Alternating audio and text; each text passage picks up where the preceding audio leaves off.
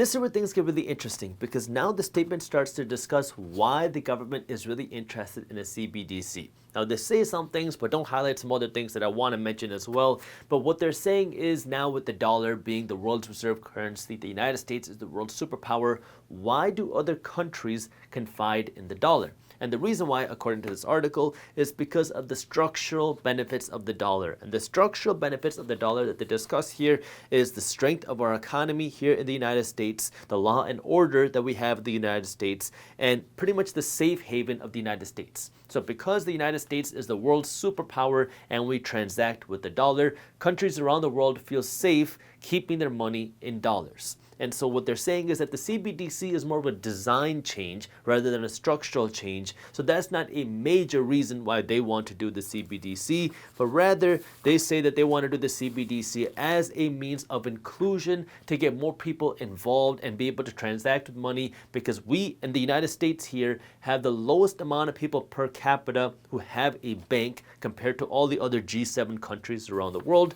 And so if we have a CBDC, that it would allow more people to be involved in our financial system, and if we lead the way with the CBDC and this new way of money, that we could be the leading cutting edge of how we transact with money and create an international monetary system that is created and led by the United States. But the big concern that they talk about is national security, because now when we go online, we have to make sure that we continue to protect the dollar and a national security system. Now, one thing that I thought was interesting that wasn't mentioned in this section was anything to do with taxes. Because now when you have cash, you can move cash around and it doesn't get notified by the government unless you move this cash into a bank. Like if I took $500 and I went out and I bought a pair of shoes for my friend and I gave him $500 and he gave me a pair of shoes, that transaction isn't going to be taxed unless he reports that money on his tax returns. So if you go out and you do some things, like maybe you're a photographer or you have some other side hustle where you're selling things, you're getting cash and you're not reporting that income, you don't pay taxes. Now, yes, that is illegal, but it does happen.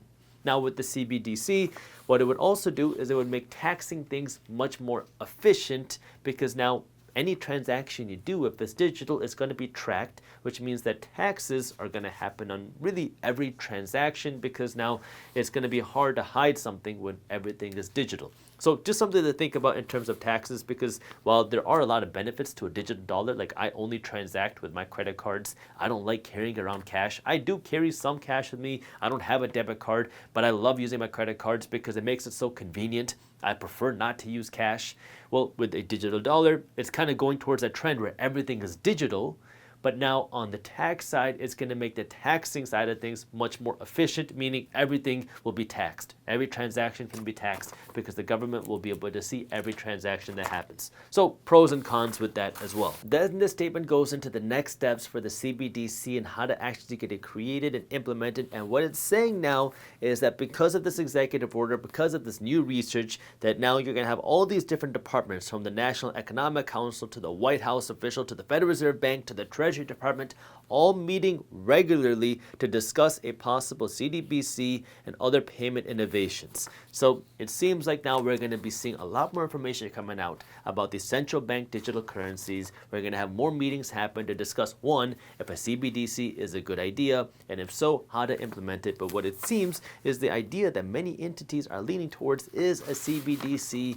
So we'll see what this means in the coming years, but I would love to hear your thoughts on this. Is a CBDC a good idea, a bad idea? And if so, what should be done? Let me know down in the comments below. If you enjoyed this short clip from my longer videos, here's another clip that I think you'll love. And while you're at it, if you're interested in learning more about how to start generating passive income, our team put together an amazing guide on how to start generating passive income for free. All you gotta do is click that button right over there. Thank you for watching, and as always, keep hustling.